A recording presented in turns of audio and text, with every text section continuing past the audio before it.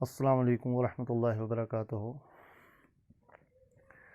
In last lecture, we discussed about the internal resistance of a cell and the various factors upon which it depends.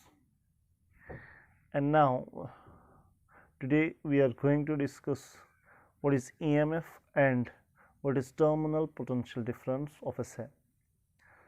So, first we should know that internal resistance is always shown by a resistance in series with the cell.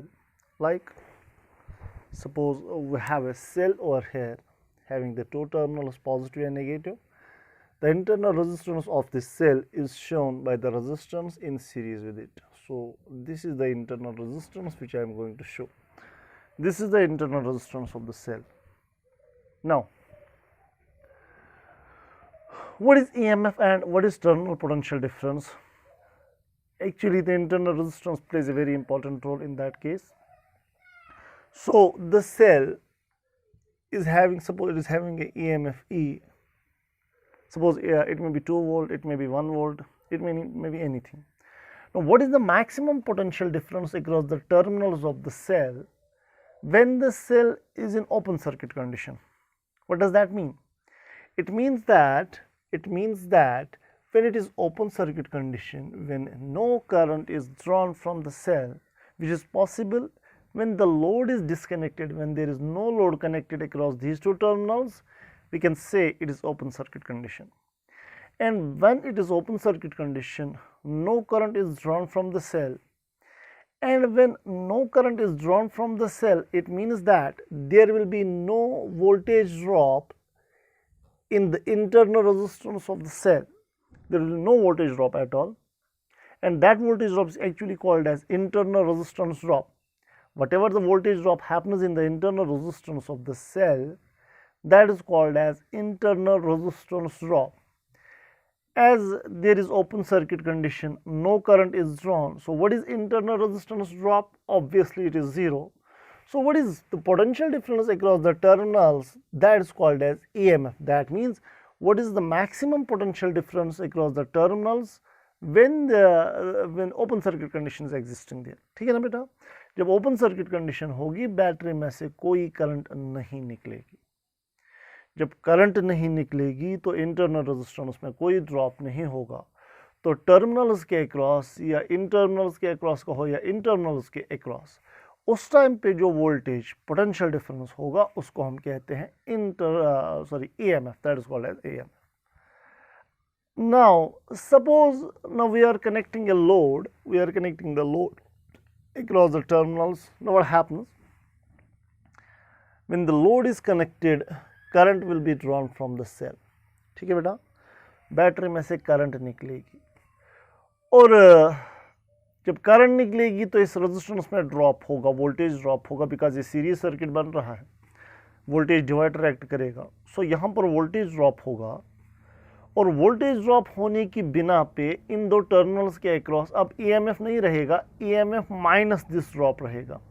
यानी battery के terminals के across या load terminals के across जो potential difference होगा, ये load resistance है, इन terminals के अक्रॉस जो पोटेंशियल डिफरेंस होगा जब क्लोज सर्किट कंडीशन होगी उसको हम कहते हैं पोटेंशियल डिफरेंस. अब मुझे बताइए, अब EMF ज़्यादा है कि पोटेंशियल डिफरेंस ज़्यादा है? जो टर्मिनल पोटेंशियल डिफरेंस होता है ये किसके बराबर आएगा बेटा? EMF माइनस, अगर यहाँ से करंट I निकल रही है, यहाँ पर कितना ड्रॉप होगा? I into R. ठीक है, so simple. Now what is difference between EMF and potential difference? EMF होता है जब ओपन सर्किट कंडीशन होगी, उस टाइम पे टर्मिनल्स के अक्रॉस जो पोटेंशियल डिफरेंस होगा, that is called EMF. Potential difference या टर्मिनल पोटेंशियल डिफरेंस होता है बेटा जब लोड रेजिस्टेंस कनेक्ट करेंगे तो टर्मिनल्स के अक्रॉस जो पोटेंशियल डिफरेंस होगा उसको कहेंगे terminal potential difference. And obviously terminal potential difference जो होता है वो होता है EMF को माइनस करेंगे, यहाँ पर जो ड्रॉप होगा E minus IR. So obviously terminal potential difference जो होगा ये EMF से बड़ा होगा कि कम? ऑब्वियसली छोटा होगा. So terminal potential difference is less than EMF of the cell. Simple. इसका ये मतलब हुआ, जो आप बाजार से सेल लाते हैं, अगर उसके ऊपर लिखा हुआ है 1.5 वोल्ट और अगर मैं ये सेल कनेक्ट करूंगा किसी डिवाइस के साथ, किसी रेजिस्टेंस के साथ, और जो ही हम इस सेल को उस रेजिस्टेंस के साथ कनेक्ट करेंगे, क्या उस रेजिस्टेंस को बेटा बराबर 1.5 वोल्ट मिलेगा? नहीं मिलेगा। 1.5 में से थोड़ा सा हिस्सा यहाँ पर इंटरनल रेजिस्टेंस, ऑल्दो वो बहुत कम होगा लेकिन वो हो जाएगा ख़त्म। सेल के अंदर जो रेजिस्टेंस होती है उसमें वोल्टेज ड्रॉप होगा, मान लीजिए 0.1 वोल्ट वो ड्रॉप होगा, बाकी कितना बचा? 1.4 वोल्ट। वो लोड रेजिस्टेंस को मिलेगा जो आप सेल के साथ कनेक्ट करते हैं। आ रही है बात समझ? But sometimes the things change. ये वाला केस जो होता है ये डिस्चार्जिंग के टाइम पे होता है। डिस्चार्जिंग के टाइम पे यानी when current is drawn from the cell, जब बैटरी डिस्चार्ज हो रही हो।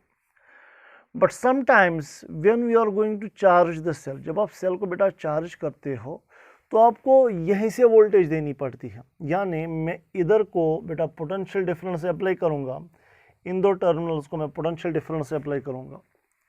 Suppose that is terminal potential difference obviously. तो अभी क्या होगा, सपोज मैं यहाँ पर वोल्टेज अप्लाई करूँगा, VT टर्मिनल पोटेंशियल डिफरेंस में अप्लाई कर रहा हूँ बाहर से ही। सेल को बेटा अगर चार्ज होना है तो चार्जिंग के टाइम पे करंट रिवर्स डायरेक्शन में फ्लो करेगी, बिकॉज इसको बैटरी को तो चार्ज करना है। So that means current will be flowing in this very direction. So current यहाँ से जा रही होगी। सो टर्मिनल पोटेंशियल डिफरेंस का कुछ हिस्सा यहाँ पर ख़त्म होगा, बाकी जो बचेगा वो सेल को चार्ज कर देगा। तो यहाँ पर इक्वेशन चेंज हो जाएगी। क्या? यहाँ पर टर्मिनल पोटेंशियल डिफरेंस किसके बराबर होगा? शाबाश।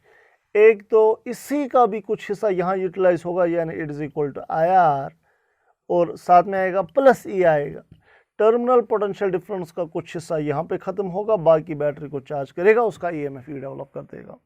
सो देख लीजिए ये दो इक्वेशन, ये डिस्चार्जिंग के टाइम पे हो रहा है और ये किसके टाइम पे? चार्जिंग के टाइम।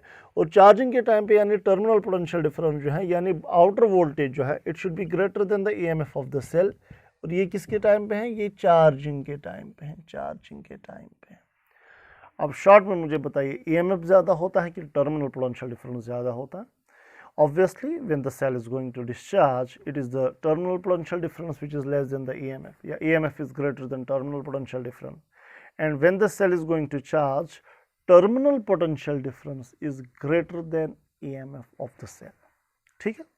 So ये चीज़ देखने को हमें मिली। Now try to understand. मैं चाहता हूँ कि आप एक important point समझ लें। क्या है वो important point? वो ये कि जब हम बात करेंगे, सपोज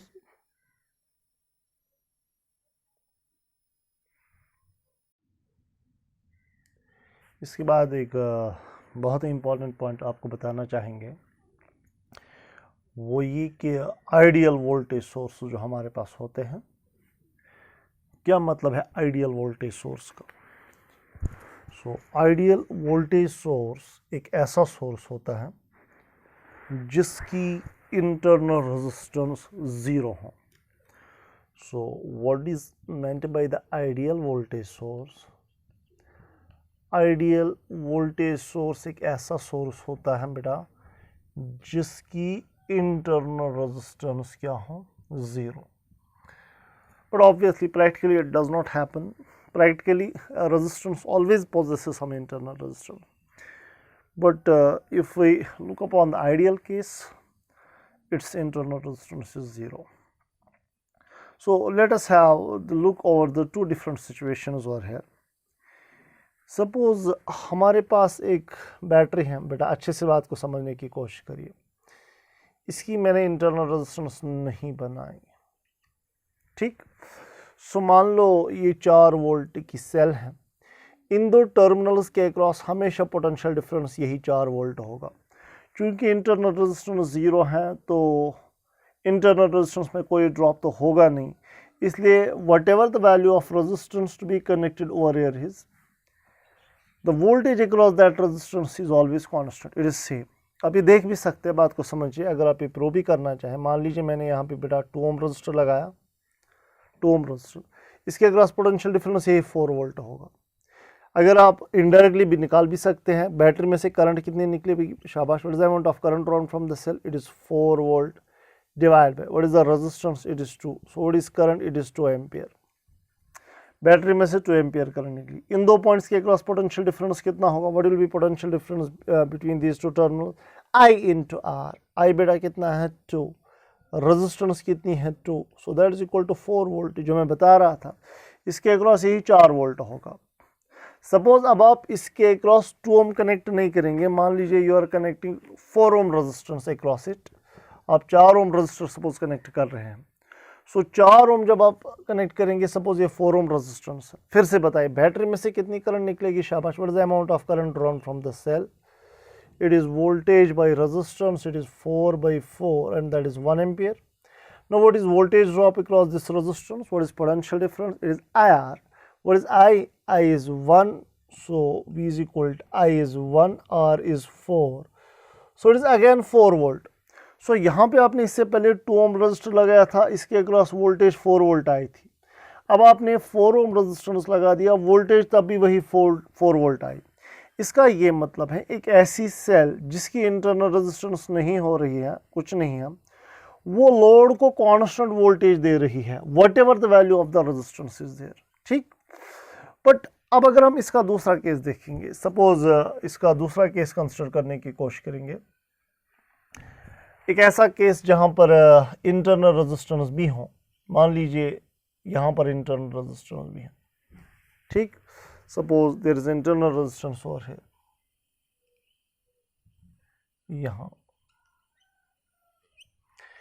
ठीक है बेटा, तो यहाँ पर मुझे आप बताइए, सपोज मैं यही केस ले रहा हूँ 4 volt, it is suppose 1 ohm resistance. ठीक। तो अगर मैं यहाँ पे 3 ओम रेजिस्टेंस रखूंगा, सपोज इसके अक्रॉस वोल्टेज ड्रॉप कितना होगा? सबसे पहले करंट ढूंढिए। शाबाश। What is the current? It is voltage 4 divided by total resistance, it is 4, then that is 1 ampere current is drawn from the cell.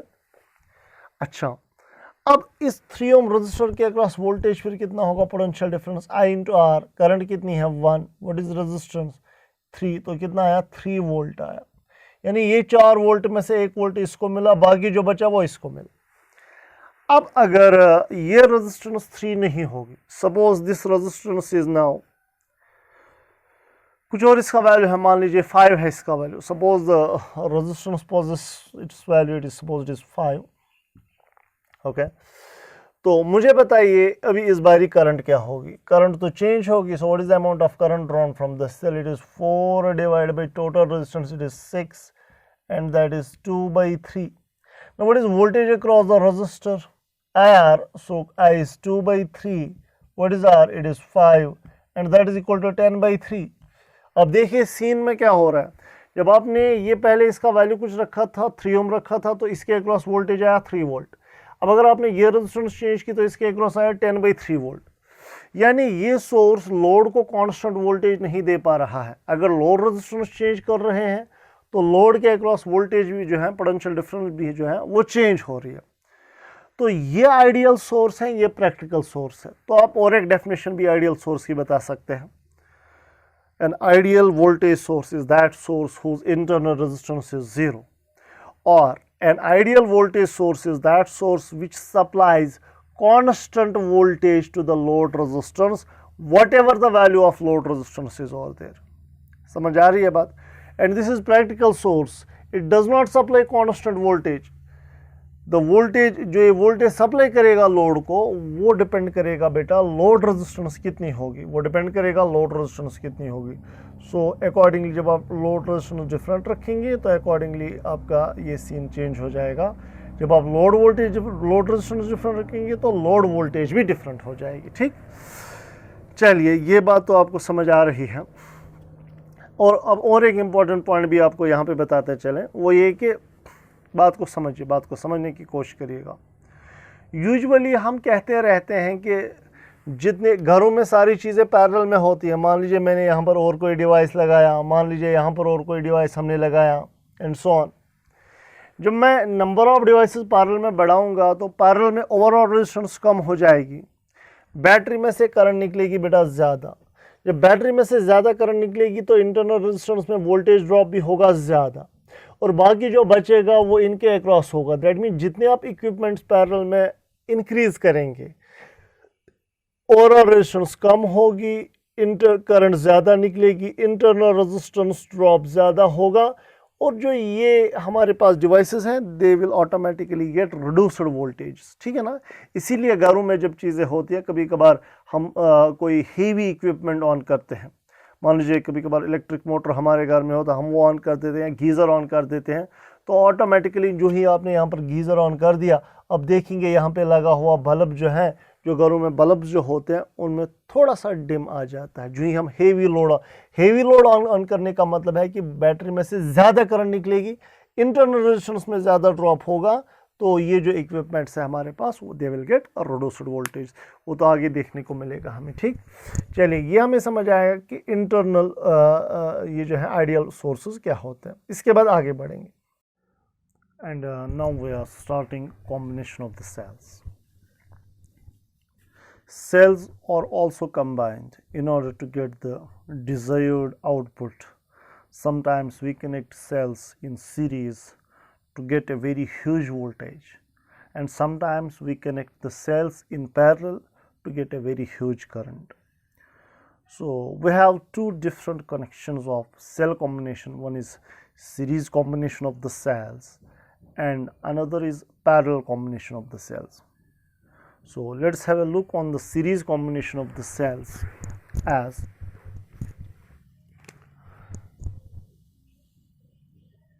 मान लीजिए हमारे पास एक सेल है, इसकी इंटरनल रेजिस्टेंस है, ये और एक सेल है, ये इसकी इंटरनल रेजिस्टेंस है। इसी तरह से हमारे पास कई सेल्स हैं, we have n number of cells. ये लास्ट सेल है, ये उसकी इंटरनल रेजिस्टेंस है बेटा। मान लीजिए all the cells have EMF E and all the cells are having internal resistance R and R, and this is the series connection of the cells where you can see positive terminal of one cell is connected to the negative of other, positive terminal of one cell is connected to the negative of other, and so on. तो हम तब कहते हैं कि cell series में connect हैं जब हर एक सेल के थ्रू सेम करंट फ्लो करेगी, ठीक। So this is, we are showing this number of cells which have been connected in series across an external resistance R, ठीक। तो हम क्या करेंगे, सबसे पहले मुझे बताइए ये सेल कहाँ की ओर करंट को ड्राइव करना चाहेगी? इन this very direction, obviously from positive terminal. ये सेल करंट को ये डायरेक्शन में ड्राइव करना चाहेगी, ये सेल करंट को ये डायरेक्शन में ड्राइव करना चाहेगी। तो that means all the cells are adding each other, ये सारी सेल्स एक दूसरे को बेटा एड कर रहे हैं, ठीक है। तो दैट मीन्स हम क्या कहेंगे, क्या मैं ऐसा कह सकता हूँ, सपोज मैं ये फिलहाल ये दो पॉइंट्स ले रहा हूँ, suppose this is point A, this is point B. तो ये दो पॉइंट्स के बीच में जो है, इनके बीच में फिर नेट EMF क्या होगा? शाबाश, I am writing here what is net EMF between A and B. Now what is net EMF between A and B? It is equal to N times E, because we are having N number of cells. The EMFs will add up, they will add up. Now what is the total internal resistance of the cells? Because all the resistances are connected in series, we simply need to add them. So what is effective? I am writing what is effective internal resistance, and obviously this will be equal to R plus R plus R plus R, and ये आएगा NR के बराबर। Total इन दो points के बीच में total EMF NE है, इन दो points के बीच में टोटल रेजिस्टेंस कितनी है? NR है। सो दैट मीन्स ये एक्सटर्नल रेजिस्टेंस को लग रहा है कि यहाँ पर एक ही बहुत बड़ी सेल है जिसका EMF कितना बेटा? NE है, और जिसकी इंटरनल रेजिस्टेंस कितनी है? NR है, NR, and this is external resistance connected. तो बताइए, ये सारा तो सीरीज सर्किट है, सारा सीरीज सर्किट हो गया, तो मुझे बता सकते हैं फिर करंट कितनी ड्राइव होगी? तो मैं लिखूंगा therefore current drawn from series combination. Series combination में बेटा कितनी करंट निकलेगी? I is equal to, शाबाश। करंट कितनी निकलेगी, नेट ईएमएफ क्या है, N E divide by total resistance, equivalent resistance, क्योंकि ये सारा सीरीज है तो I will simply write it is N R plus R. So this is the expression for current drawn from the series combination of the cells. ठीक, चलिए ये बात तो समझ आ रही है। Now we may have few different cases और है, तो फिर से एक बार बताते चलें। सबसे पहले हमने ए और बी के बीच में टोटल ईएमएफ देखा, वो एन ई के बराबर आया। ए और बी के बीच में टोटल इंटरनल रेजिस्टेंस देखी, वो आई एन आर के बराबर। फिर इस पूरे इन सारी सेल्स के बदले एक ही सेल बनाई जिसका ईएमएफ एन ई रखा। इन सारी इंटरनल रेजिस्टेंस के बदले एक ही इंटरनल रेजिस्टेंस बनाई जिसका नाम रखा N R. And this is external resistance connected. Now ये सारा सीरीज सर्किट हो गया। So what is the amount of current drawn from the cell? It is total EMF, that is NE divided by total resistance, that is NR plus R. Now we may have two different cases over here. पहला case होगा अगर external resistance बहुत ज़्यादा होगी as compare to total internal resistance of the cells. That means आप ये लिखिए several cases arise, and case number 1, if external resistance is very large as compared to total internal resistance of the cells, तो कुछ ऐसा पहला case लिखेंगे, case number 1, if external resistance is very large as compared to total internal resistance of the cells, so what is the current drawn from the combination? Obviously we have to neglect NR because R बहुत ज़्यादा है, so current will be equal to NE divided by R। ठीक है बेटा, तो ये N R हमने neglect किया बिकॉज आर बहुत ज़्यादा है। अच्छा, दूसरा केस लिखेंगे, जल्दी से नोटबुक पे लिख लीजिए। दूसरा केस लिखेंगे if external resistance is very small as compare to the internal resistance of the cells. यानी अगर एक्सटर्नल रेजिस्टेंस ही जो है वो बहुत कम होगी, या मैं डायरेक्ट लिखूंगा अगर एन आर ही जो है it is greater than are.